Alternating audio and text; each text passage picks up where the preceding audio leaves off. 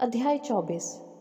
परंतु सप्ताह के पहले दिन बड़े भोर को वे उन सुगंधित वस्तुओं को जो उन्होंने तैयार की थी लेकर कब्र पर आईं।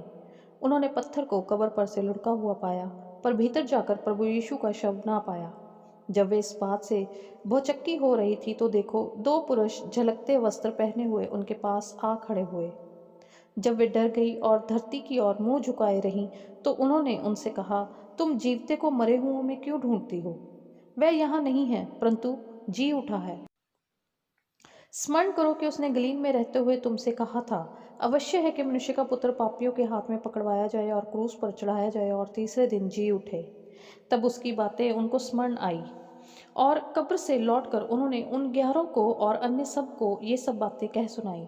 जिन्होंने प्रेरितों से ये बातें कहीं, वे मरियम मगदलीनी और यूहन्ना और याकूब की माता मरियम और उनके साथ की अन्य स्त्रियां भी थीं। परंतु उनकी बातें उन्हें कहानी सी जान पड़ी और उन्होंने उनकी प्रतीति ना की। तब पतरस उठकर कब्र पर दौड़ा और झुककर केवल कपड़े पड़े देखे, और जो हुआ था उससे अचंभा करता हुआ अपने घर चला गया। उसी दिन उनमें से 2 जन इम्माउस नामक एक गांव को जा रहे थे, जो यरूशलेम से कोई 7 मील की दूरी पर था। वे इन बातों पर जो हुई थी आपस में बातचीत करते जा रहे थे। और जब वे आपस में बातचीत और पूछताछ कर रहे थे तो यीशु आप पास आकर उनके साथ हो लिया, परंतु उनकी आंखें ऐसे बंद कर दी गई थी कि उन्हें पहचान ना सके। उसने उनसे पूछा, ये क्या बातें हैं जो तुम चलते चलते आपस में करते हो? वे उदास से खड़े रह गए। यह सुनकर उनमें से क्लियोपास नामक एक व्यक्ति ने कहा, क्या तू यरूशलेम में अकेला परदेसी है, जो नहीं जानता कि इन दिनों में उसमें क्या क्या हुआ है? उसने उनसे पूछा, कौन सी बातें? उन्होंने उससे कहा, यीशु नासरी के विषय में, जो परमेश्वर और सब लोगों के निकट काम और वचन में सामर्थी भविष्यवक्ता था। और प्रधान याजकों और हमारे सरदारों ने उसे पकड़वा दिया कि उस पर मृत्यु की आज्ञा दी जाए और उसे क्रूस पर चढ़वाया। परंतु हमें आशा थी कि यही इज़राइल को छुटकारा देगा।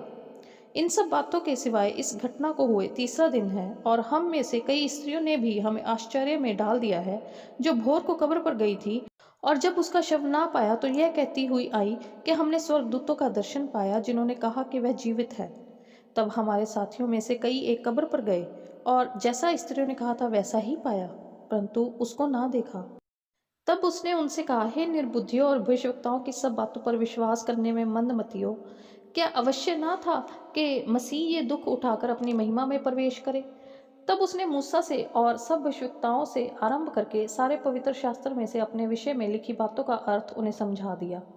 इतने में वे उस गांव के पास पहुंचे जहां वे जा रहे थे, और उसके ढंग से ऐसा जान पड़ता था कि वह आगे बढ़ना चाहता है। परंतु उन्होंने यह कहकर उसे रोका, हमारे साथ रह, क्योंकि संध्या हो चली है और दिन बहुत ढल गया है। तब वह उनके साथ रहने के लिए भीतर गया। जब वह उनके साथ भोजन करने बैठा तो उसने रोटी लेकर धन्यवाद किया और उसे तोड़कर उनको देने लगा। तब उनकी आंखें खुल गई और उन्होंने उसे पहचान लिया, और वह उनकी आंखों से छिप गया। उन्होंने आपस में कहा, जब वह मार्ग में हमसे बातें करता था और पवित्र शास्त्र का अर्थ हमें समझाता था, तो क्या हमारे मन में उत्तेजना ना उत्पन्न हुई? वे उसी घड़ी उठकर यरूशलेम को लौट गए और उन 11 और उनके साथियों को इकट्ठे पाया। वे कहते थे, प्रभु सचमुच जी उठा है और शमौन को दिखाई दिया है। तब उन्होंने मार्ग की बातें उन्हें बता दी, और यह भी कि उन्होंने उसे रोटी तोड़ते समय कैसे पहचाना। वे ये बातें कह ही रहे थे कि वह आप ही उनके बीच में आ खड़ा हुआ और उनसे कहा, तुम्हें शांति मिले। परंतु वे घबरा गए और डर गए और समझे कि हम किसी भूत को देख रहे हैं। उसने उनसे कहा, क्यों घबराते हो और तुम्हारे मन में क्यों संदेह उठते हैं? मेरे हाथ और मेरे पाँव को देखो कि मैं वही हूँ। मुझे छू कर देखो, क्योंकि आत्मा के हड्डी मांस नहीं होता, जैसा मुझ में देखते हो। यह कहकर उसने उन्हें अपने हाथ पांव दिखाए। जब आनंद के मारे उनको प्रतीति ना हुई और वे आश्चर्य करते थे, तो उसने उनसे पूछा, क्या यहाँ तुम्हारे पास कुछ भोजन है? उन्होंने उसे भुनी हुई मछली का टुकड़ा दिया। उसने लेकर उनके सामने खाया।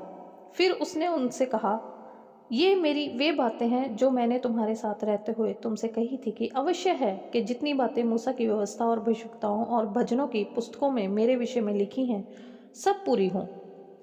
तब उसने पवित्र शास्त्र बूझने के लिए उनकी समझ खोल दी और उनसे कहा, यों लिखा है कि मसीह दुख उठाएगा और तीसरे दिन मरे हुओं में से जी उठेगा, और यरूशलेम से लेकर सब जातियों में मन फिराव का और पापों की क्षमा का प्रचार उसी के नाम से किया जाएगा। तुम इन सब बातों के गवाह हो, और देखो, जिसकी प्रतिज्ञा मेरे पिता ने की है, मैं उसको तुम पर उतारूंगा, और जब तक स्वर्ग से सामर्थ ना पाओ तब तक तुम इसी नगर में ठहरे रहो। तब वह उन्हें बैतनिया तक बाहर ले गया और अपने हाथ उठाकर उन्हें आशीष दी, और उन्हें आशीष देते हुए वह उनसे अलग हो गया और स्वर्ग पर उठा लिया गया। तब वे उसको दंडवत करके बड़े आनंद से यरूशलेम को लौट गए, और वे लगातार मंदिर में उपस्थित होकर परमेश्वर की स्तुति किया करते थे। आमीन।